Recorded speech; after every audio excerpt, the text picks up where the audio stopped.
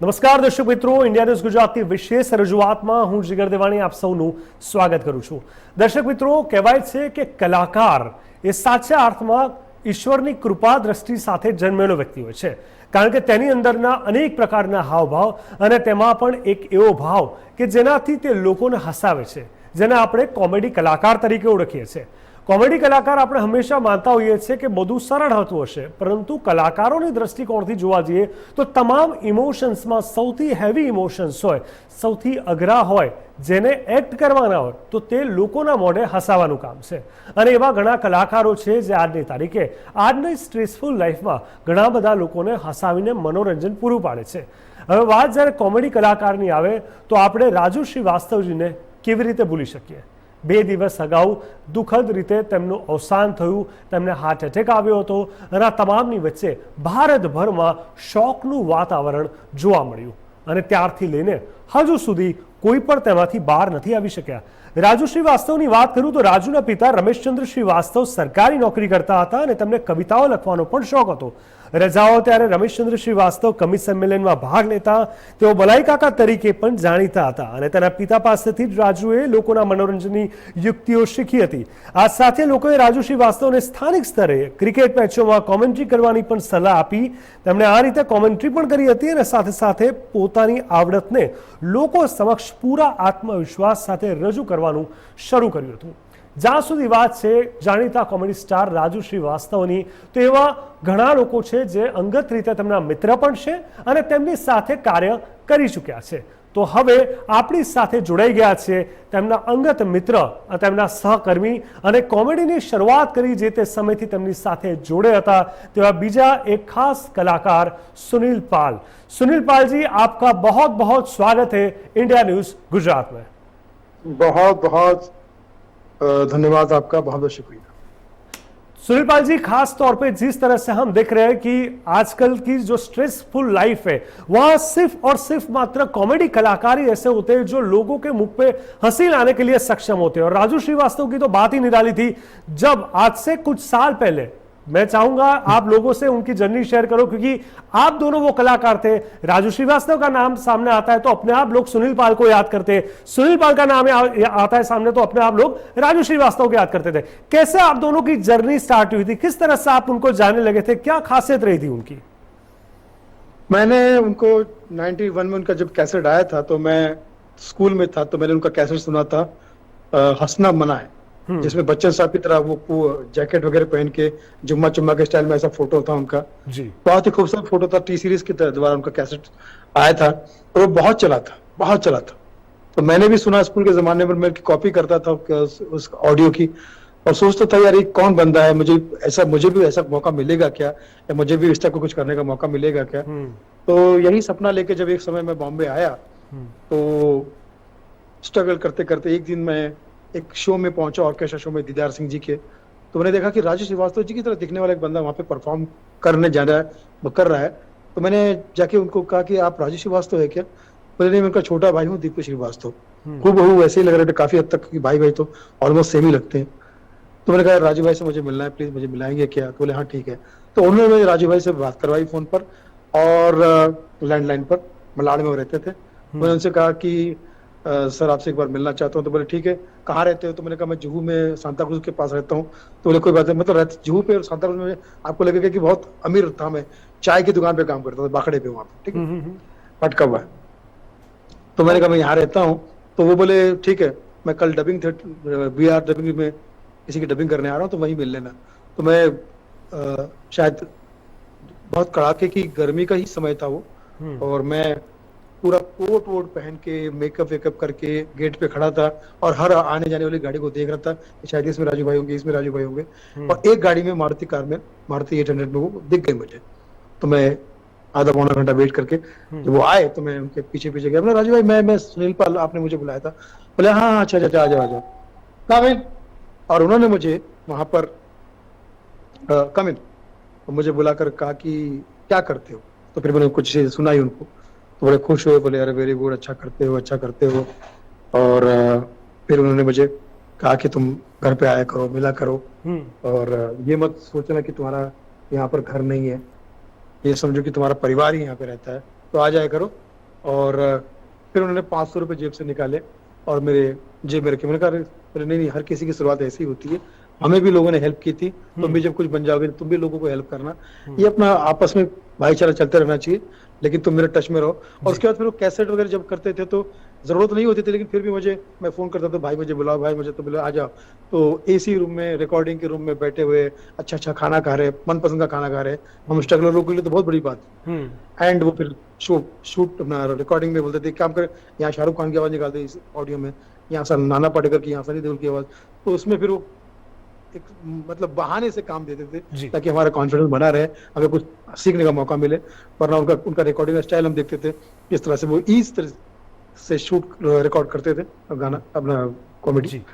और फिर वो पैकअप में 500 रुपए दे दिए, कभी 1000 रुपए दे दिए, तो हमारी इस तरह से वो मदद करते थे। फिर वीडियो में मदद की, फिर लाइव शोज में बहुत सारे, तो इस तरह से घर में भी कभी खाना पीना। तो ऐसी हमारी पहली मुलाकात धीरे धीरे आगे बढ़ी। उन्होंने हमें मुझे शागिर्द में छोटे भाई की तरह रखा, हमारे बहुत सीनियर और लेकिन बहुत ही यंग सीनियर, मैं उनके कहूंगा कि सीनियर भले थे लेकिन बहुत ही यंग तन मन से थे वो।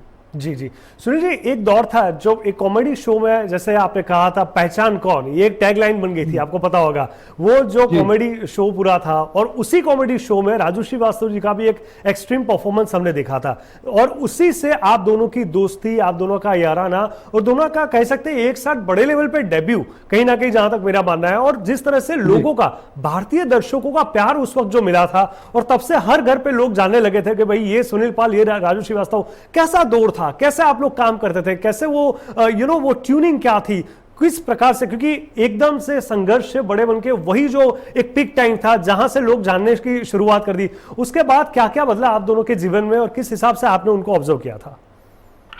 जब मैं बॉम्बे में आया, उनसे जब मिला तो ऑलरेडी वो बहुत बड़े स्टार थे, कैसेट किंग थे, कुछ फिल्में भी उन्होंने कर रखी थी, बाजीगर, मैंने प्यार किया, और भी बहुत सारी फिल्में, प्यार में जीना मरना। तो वो हमारे लिए तो वैसे भी बहुत बड़े सुपरस्टार और कॉमेडी के स्टार थे। 2 ही स्टार थे, जॉनी लीवर साहब थे और एक रहे जॉनी लीवर साहब और राजू श्रीवास्तव जी। लेकिन जॉनी लीवर साहब इतने बड़े सुपरस्टार कॉमेडियन थे कि मतलब उन तक पहुंचना तो एक सपना था, लेकिन राजू भाई इजीली अवेलेबल थे। हालांकि जॉनी भाई भी बीच में मिलते थे, बहुत आशीर्वाद देते थे, बहुत, तो गॉड ऑफ कॉमेडी है राजू भाई, सुपरस्टार कॉमेडी। तो जब लाफ्टर चैलेंज शुरू हुआ तो हम छोटे छोटे शोज करके अपना गुजारा कर रहे थे। तो जब उसमें वो शामिल हुए तो मैंने कहा राजू भाई आप इसमें, मैंने नहीं आप सब नए लड़के अच्छा कर रहे हो तुम लोग सब, तो मैं भी तुम्हारे साथ कंधे से कंधा मिलाकर करना चाहता हूँ, कुछ नया करना चाहता हूँ। वो हमेशा जूनियर्स को बहुत प्यार करते थे, चाहे मैं ही क्यों ना, नवीन हो गया।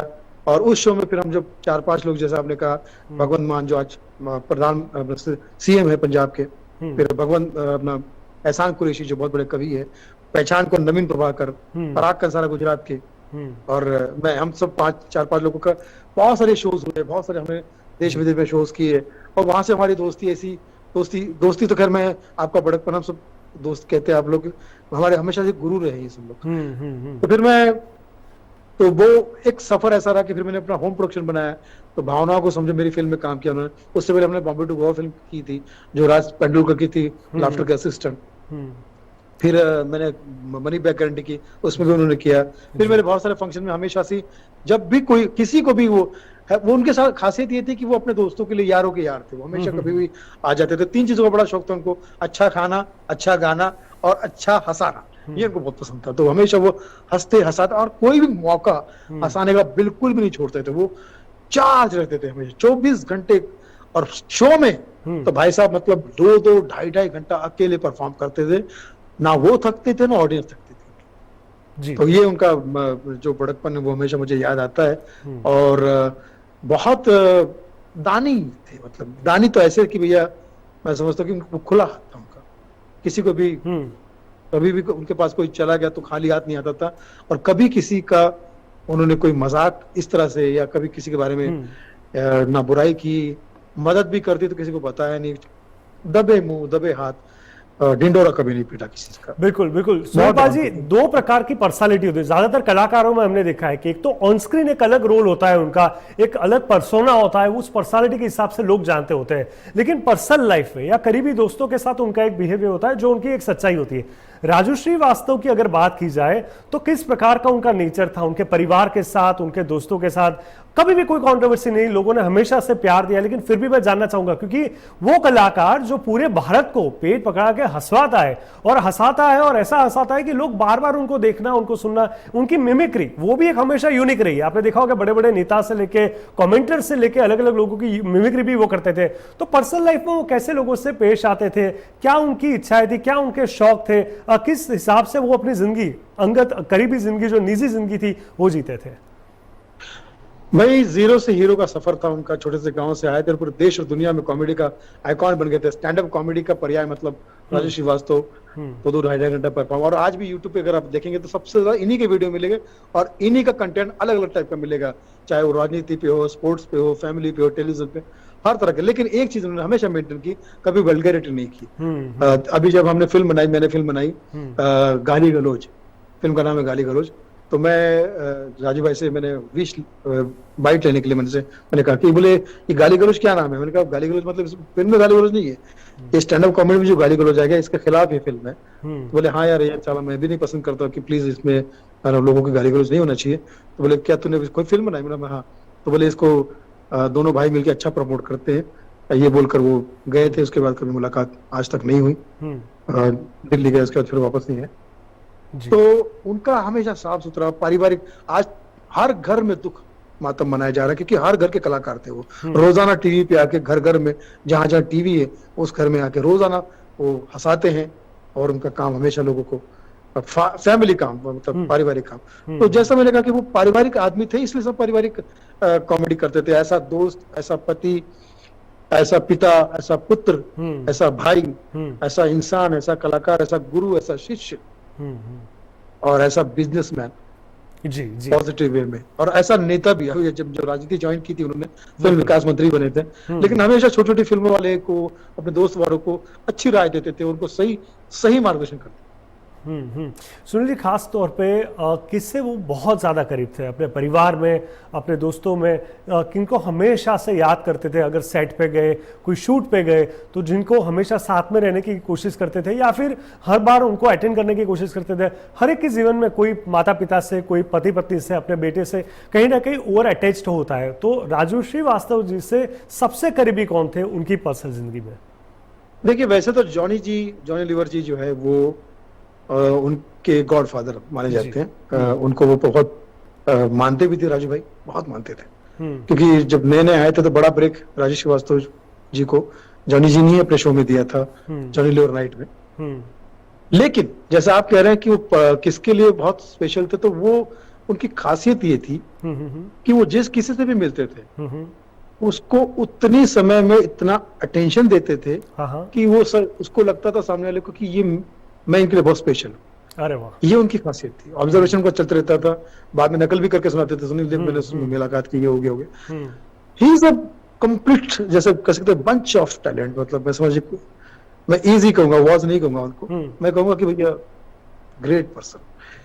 क्या क्या नहीं सीखा हमने। हालांकि हम जूनियर से बहुत नादानियां भी हो जाती थी, बहुत गलतियां भी हो जाती थी, लेकिन कभी ना कभी डांटा, ना कभी गुस्सा किया, ना कभी नाराजगी, अपना दुख दर्द कभी किसी के साथ शेयर ही नहीं करते थे। हमेशा दिल में रखते थे। शायद इसीलिए दिल ने उनको धोखा दिया।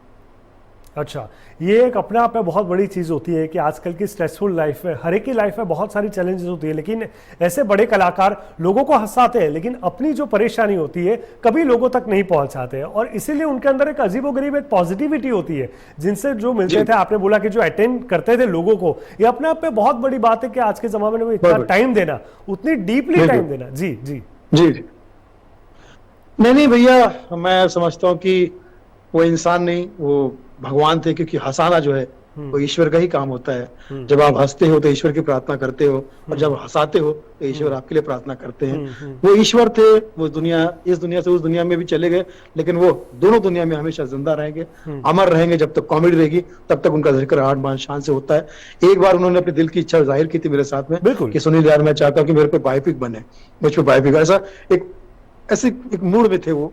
तो यार मैंने बचपन से ऐसी ऐसी चीजें देखी, तो एक एक बात उन्होंने बताई, कैसे स्ट्रगल किया, कैसे मार खाकर फिल्में देखते थे, कैसे फ्री में घुस के फिल्में देखते थे, भीड़ में फिल्में देखते थे, गाय भैंस बैलों के साथ में मैं रहा हूँ, इसलिए मैं गाय बैलों की नकल कर सकता हूँ। फिर उसके बाद मैंने बसों में धक्के खाए, फिर कैसे शोज में, फिर कैसेट में, फिर वीडियो में, फिर फिल्मों में, और फिर ऐसे शो को आइकॉन बने वो the great Indian laughter challenge, जिसके बाद आज तक टीवी पर हर चैनल पे एक कॉमेडी शो होना अनिवार्य हो गया है। बिल्कुल। जैसे कपिल शर्मा भी बहुत प्यार करते हैं उनको, जी जी, बहुत बिल्कुल। फूट फूट के रो रहे थे जब उनको ये बात पता चली। मुझसे यार बोले यार राजू भाई के लिए बहुत, किसी के पास शब्द नहीं, और किसी को पता नहीं था कि नियति ऐसा अभी हमारे साथ में करेगी कि शारीरिक रूप से राजू भाई को हमसे दूर कर देगी।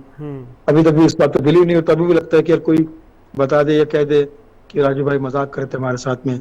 बहुत सारे मजाक में उनका ये भी एक मजाक था। ऐसी आज भी धारणा, क्योंकि हर जगह वो दिख रहे हैं मुझे, हर ऐसा लग रहा है कि अभी वो कुछ उनकी आवाज, उनका स्टाइल मुझे याद आ रहा, दिख रहा है, लग रहा है कि यार वो जोक सुना रहे हैं, हंसा रहे हैं, वहां भी हंसा रहे होंगे। बिल्कुल बिल्कुल। बीइंग एन ऑडियंस, अगर हम सबको इतना अटैचमेंट है, तो जिन्होंने आपके जैसे बड़े लोगों ने जिनके इतने करीबी होके काम किया हुआ है, इतना लंबा वक्त साथ में बिताया है, ऑफ कोर्स उनका अटैचमेंट तो क्या ही होगा, वो हम जज नहीं कर सकते। लेकिन सुनील जी, एक और चीज कि उनकी लाइफ का टर्निंग पॉइंट आपको कौन सा लगा, लाफ्टर चैलेंज या उसके पहले या उसके बाद में? क्योंकि उसके बाद हर घर पे एक नाम छाया हुआ था राजू श्रीवास्तव, क्योंकि उनकी मेमोरी की एक तो खास तो उनकी कॉमेडी टाइमिंग तो थी ही थी, उनके पास ह्यूमर भी थी, लेकिन जो दूसरे कलाकारों की मिमिक्री करते थे वो शायद उतनी बढ़िया मैंने नहीं देखी कि कोई बड़े कॉमेडी कलाकार ने आज तक की हो। देखिए उनकी 4 इनिंग मुझे नजर में आ रही। जब भी उनका बायोपिक बनेगा, मैं कोशिश करूंगा कि सरकार मेरी बात को सुने, मोदी जी और योगी जी और तमाम लोग सुने, और मैं चाहता हूं कि उनको भारत रत्न भी मिलना चाहिए। ईश्वर का काम किया उन्होंने, 40 साल लोगों को हंसाया है। रोनाल्डो वाले बहुत मिलते हैं, उनको भी कहीं कहीं अवार्ड दूसरे मिलते हैं, लेकिन भारत रत्न इसलिए मिलना चाहिए कि भारत के वाकई वो रत्न थे। तो उनकी 4 इनिंग हुई है। पहली इनिंग तो जब वो बॉम्बे में आए थे, ना कोई जान ना कोई पहचान, पैदल जाके और किसी का स्ट्रगल करते थे, बेइज्जतियां झेली उन्होंने, भूख झेली, धक्के खाए, गालियां खाई, लेकिन अपना कभी हिम्मत नहीं हारा। तो पहला उनका स्टेज का मौका जो बलराम जी ने उनको दिया था, और उसके बाद फिर जॉनी जी ने उनको ब्रेक दिया था स्टेज पर, पहला उनका मौका। फिर सेकंड उनका मौका रहेगा cassette T series, Gulshan Kumar ji ने उनको दिया था, ये बोल के कि चक्री बनाते, वो कैसेट नहीं बोलते थे, चक्री बनाते, चक्री बनाएंगे। तीसरा मौका the great Indian laughter challenge, stage से उनको कॉन्फिडेंस मिला, आइटम बने उनके बहुत सारे, जॉनी जी ने जो मौका दिया है, बलराम जी ने, ऑडियो के जरिए उनकी वॉइस लोगों तक पहुंची, उनकी वॉइस का, तो लोगों ने कहा यार कौन है ये, तो फिर जाना, तो फिल्मों में मौका मिला।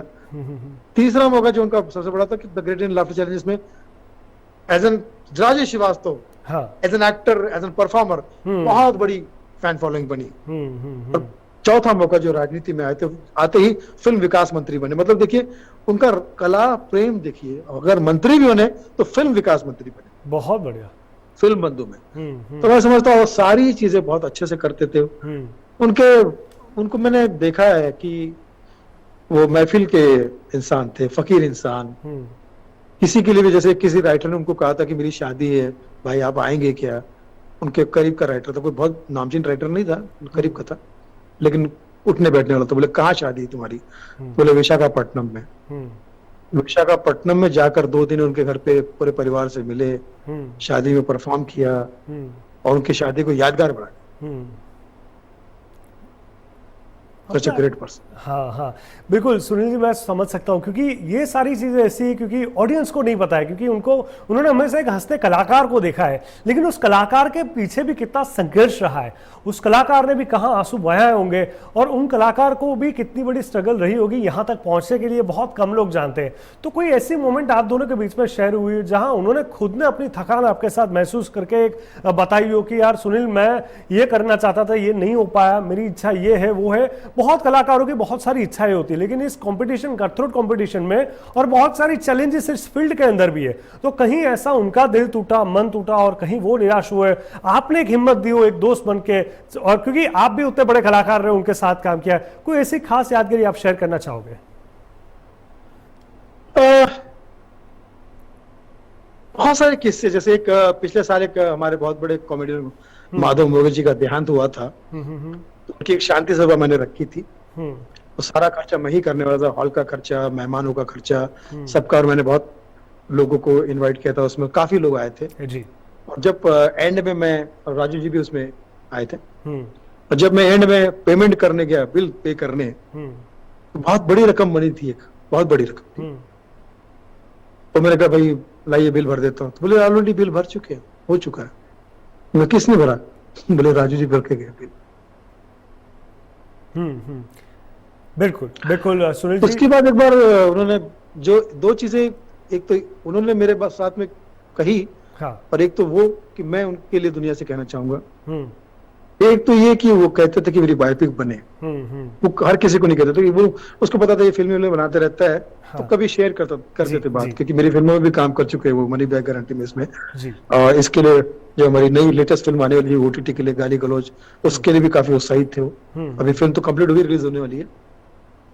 बिल्कुल। वो मुझे कहते यार मेरी बायोपिक बननी चाहिए। हम्म।